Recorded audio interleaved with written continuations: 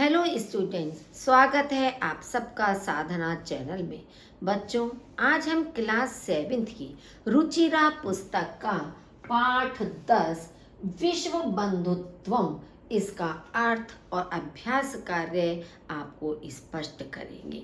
जैसा कि पाठ का नाम है विश्व बंधुत्वम, इसका मतलब है विश्व स्तर पर भाईचारा, कि हमारा जो भाईचारे की भावना है वो विश्व स्तर तक होनी चाहिए। तो वही चीज इसके अंदर बताने का प्रयास किया गया है। तो अर्थ देखिए, उत्सवे व्यसने दुर्भिक्षे राष्ट्र विप्लवे दैनंदिन व्यवहारे च यह सहायताम करोति सह बंधु भवति। उत्सव में, उत्सव से तात्पर्य मतलब है खुशी में, प्रसन्नता में, व्यसने परेशानी में, दुर्भिक्षे अकाल में, राष्ट्र विप्लवे राष्ट्र की समस्या में, राष्ट्र की परेशानी में, दैनंदिन प्रतिदिन के व्यवहार में जो सहायता करता है वह भाई होता है, बंधु होता है। एक बार फिर देख लीजिए कि खुशी में, परेशानी या विपत्ति में, अकाल में, राष्ट्र की समस्या में, प्रतिदिन के व्यवहार में जो सहायता करता है वह भाई बंधु होता है। यदि विश्वे सर्वत्र एतादृशः भावः भवेत् तदा विश्व बंधुत्वं संभवति। यदि विश्व में सब जगह ऐसी भावना हो जाए, ऐसा भाव हो जाए, तब विश्व स्तर पर भाईचारा संभव होता है। परंतु अधुना निखिले संसारे कलहस्य अशांतेः च वातावरणम अस्ति। लेकिन आज पूरे संसार में लड़ाई झगड़े और अशांति का वातावरण है। मानवः परस्परम न विश्वसन्ति। लोग एक दूसरे पर विश्वास नहीं करते, मतलब आपस में एक दूसरे पर विश्वास नहीं करते हैं। ते परस्य कष्टम स्वकीयम कष्टम न गणयति। वे दूसरे के कष्ट को अपना कष्ट नहीं गिनते हैं। यदि हम दूसरे के कष्ट को अपना कष्ट मान लें तो स्वाभाविक ही है कि हम उसको दूर करने की कोशिश करेंगे, लेकिन आज मनुष्य दूसरे के कष्ट को अपना कष्ट नहीं मानता है। अपि च समर्थः देशः असमर्थान् देशान् प्रति उपेक्षा भावं प्रदर्शयन्ति। अपि च समर्थः, और समर्थ देश भी असमर्थ देशों के प्रति उपेक्षा भावम, अनादर का, तिरस्कार का भाव प्रदर्शित करते हैं। उपेक्षा का मतलब है कि अनादर का भाव रखना, असम्मान का भाव रखना, तिरस्कार का भाव। तो आज समर्थ देश भी असमर्थ देशों के प्रति तिरस्कार का या अनादर का भाव प्रदर्शित करते हैं।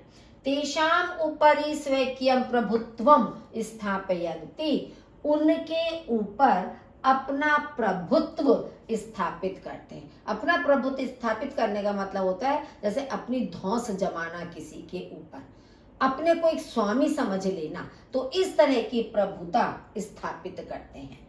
संसारे सर्वत्र विद्वेषस्य शत्रुतायाः हिंसायाः च भावना दृश्यते।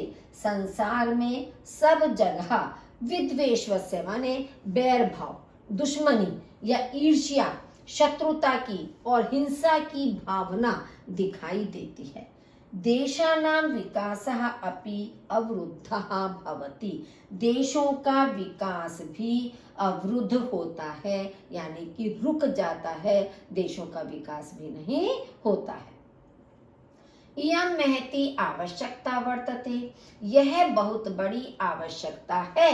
यत् एकः देशः अपरेण देशेन सह निर्मलेन हृदयेन बंधुतायाः व्यवहारं कुर्यात्। कि एक देश दूसरे देश के साथ निर्मलेन माने साफ हृदय से मित्रता का व्यवहार करे, कि मतलब उसके हृदय में कोई छल कपट ना हो, साफ हो उसका हृदय, की जो भी बात वह कह रहा है वह दूसरे के हित के लिए ही कह रहा है या सही काम के लिए कह रहा है।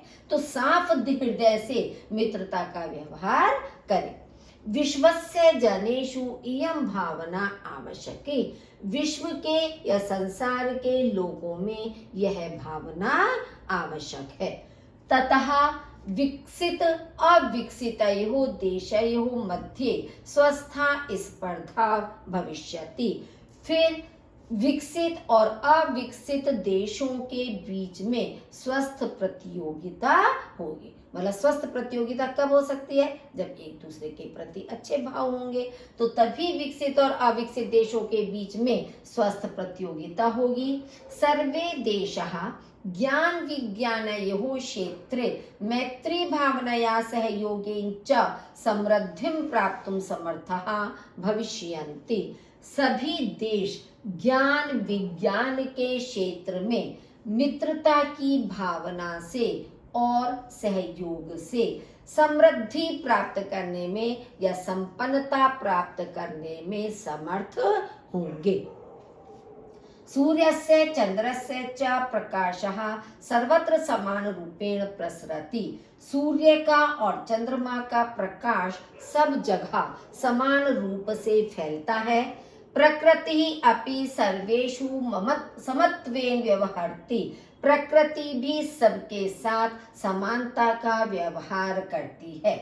तस्मात् अस्माभिः सर्वैः परस्परं वैरभावम् अपहाय विश्व बंधुत्वं स्थापनीयम्, इसलिए हम सबके द्वारा परस्पर यानी आपस में वैर भावम शत्रुता के भावों को अपहाय माने छोड़कर विश्व बंधुत्व की स्थापना करनी चाहिए या विश्व स्तर पर भाईचारे की स्थापना करनी चाहिए।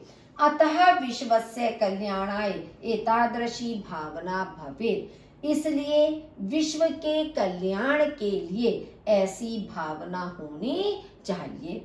अयम निजः परो वेति गणना लघु चेतसाम उदार चरितानाम तु वसुधैव कुटुंबकम, कि अयम माने यह, निजः माने अपना, व माने अथवा, परो माने दूसरे का, इति माने ऐसी गणना छोटे हृदय वाले करते हैं कि यह अपना है अथवा पराया है, ऐसी गिनती छोटे दिल वाले लोगों की होती है। उदार चरिता नाम, तो उदार हृदय वालों के लिए तो वसुधैव माने पृथ्वी ही कुटुंबकम परिवार है, कि उदार चरित वाले लोगों के लिए तो पूरी पृथ्वी ही एक परिवार के समान होती है। ये अब आपका अभ्यास कार्य है कि मंजूषातः समानार्थक पदानि चित्वा लिखत, मंजूषा से समानार्थक पदों को चुनकर लिखिए कि एक जैसा अर्थ वाले। स्वकीयम, स्वकीयम का मतलब आपका देखिए, अवरुद्धः, स्वकीयम माने आत्मानम अपना हो गया, अवरुद्धा बाधिता, बाधित होना अवरुद्ध होना एक ही मतलब है रुकना, कुटुंबकम परिवारः, अन्यस्य परस्य, अन्यस्य का मतलब परस्य दूसरे का, अपहाय त्यक्त्वा छोड़कर, समृद्धम संपन्नम संपन्नता, कष्टम दुखम, निखिले संपूर्ण, निखिल का मतलब सारा, संपूर्ण तो संपूर्ण। संशोध्य लिखत मतलब जो रेखांकित शब्द, रेखांकितानि पदानि संशोध्य लिखत, रेखांकित पदों को संशोधित करके लिखें। जैसे छात्राः क्रीडा क्षेत्रे कन्दुकात् क्रीडन्ति, छात्राएं खेल के मैदान में गेंद से खेलती हैं। अब आप देखिए कि करण से भी होता है और अपादान से भी होता है, दोनों में से विभक्ति चिन्ह होता है। अब दोनों का अर्थ एक ही है, कंदुकेन माने भी गेंद से, अकंदुकात माने भी गेंद से। अंतर क्या है? हमें कैसे शुद्ध करना है कि जिस साधन से कोई कार्य होता है उसमें हमेशा तृतीय विभक्ति यानी करण कारक का प्रयोग होता है। अब यहाँ के खेल के मैदान में खेलने का साधन क्या है? गेंद है।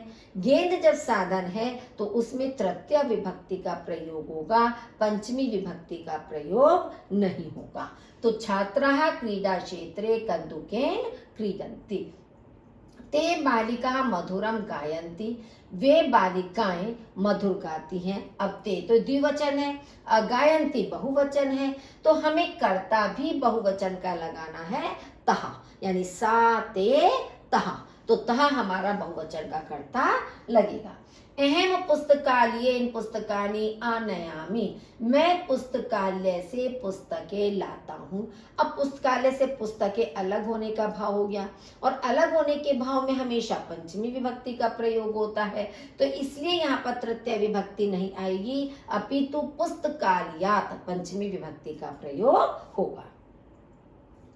नेक्स्ट है त्वम किम नाम, तुम क्या नाम, कोई सेंस नहीं बना, तुम्हारा क्या नाम, तो तुम के स्थान पर होगा तब, षष्ठी विभक्ति का एक वचन, तुम्हारा क्या नाम है। गुरु नमः, गुरु के लिए नमस्कार, नमः के योग में हमेशा चतुर्थी विभक्ति का प्रयोग होता है, तो इसलिए गुरुवे आएगा, गुरुवे नमः या गुरु के लिए नमस्कार।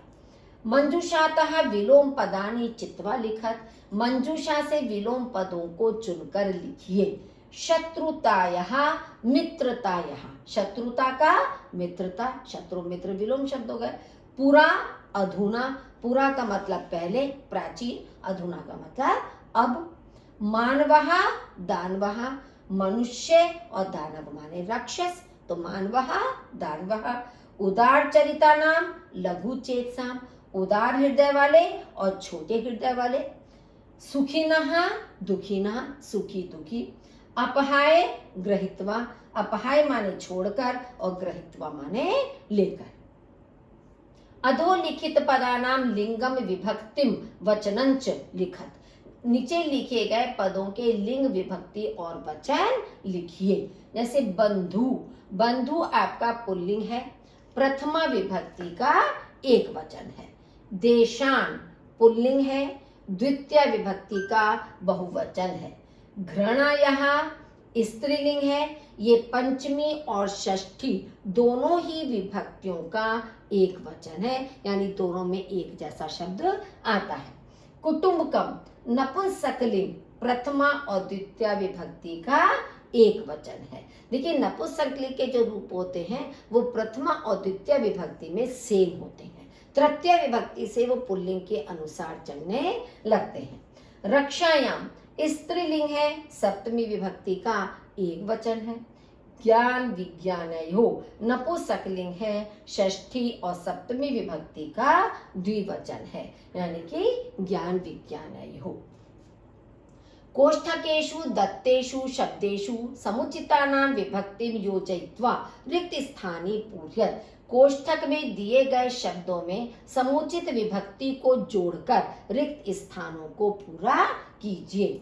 विद्यालयम उभयतः वृक्षः सन्ति, अब विद्यालय शब्द दिया है, अब विद्यालय में हमें उचित विभक्ति का प्रयोग करना है, तो आपको ये देखना है कि उभयतः शब्द जब दिया हुआ है, उभयता का मतलब होता है दोनों ओर, और उभयता शब्द के योग में हमेशा द्वितीय विभक्ति का प्रयोग होता है, तो द्वितीय विभक्ति आपकी बनेगी विद्यालयम।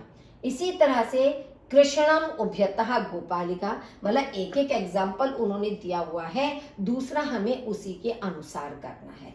अब कृष्ण दिया है तो उभयता के कारण कृष्णम हो जाएगा, कृष्ण के दोनों ओर गोपियां।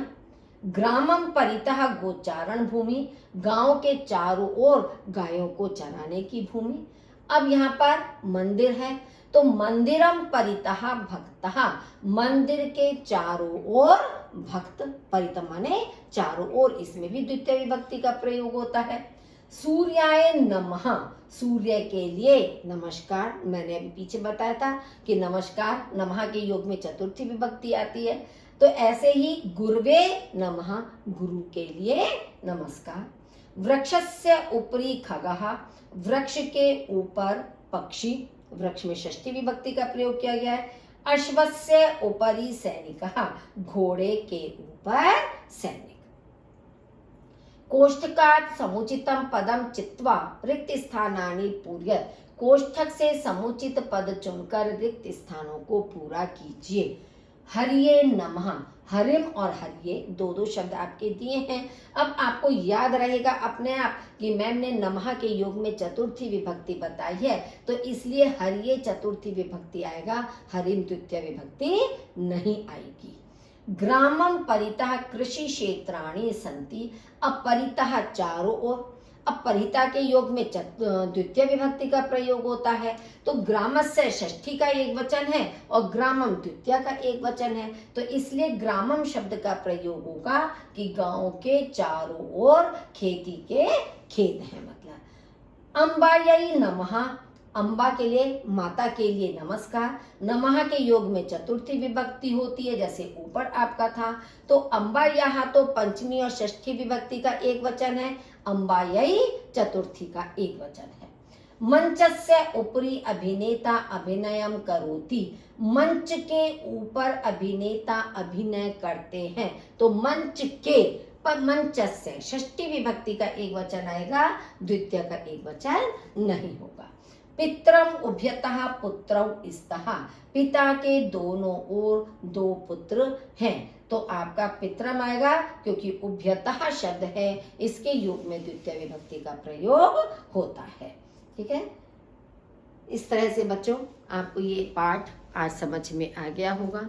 जो भी वीडियो आप देखते हैं उसे लाइक जरूर कीजिए और अपने साथियों के साथ उसे आप शेयर भी कर सकते हो, ताकि आपके जो मित्र हैं वे भी इससे लाभान्वित हो सकें। यदि आपने अभी तक चैनल को सब्सक्राइब नहीं किया है तो उसे सब्सक्राइब कर दीजिए, बेल आइकन प्रेस कर दीजिए, ताकि आने वाली वीडियो की नोटिफिकेशन आपको समय से प्राप्त हो सके। सुनने के लिए आपका बहुत बहुत धन्यवाद।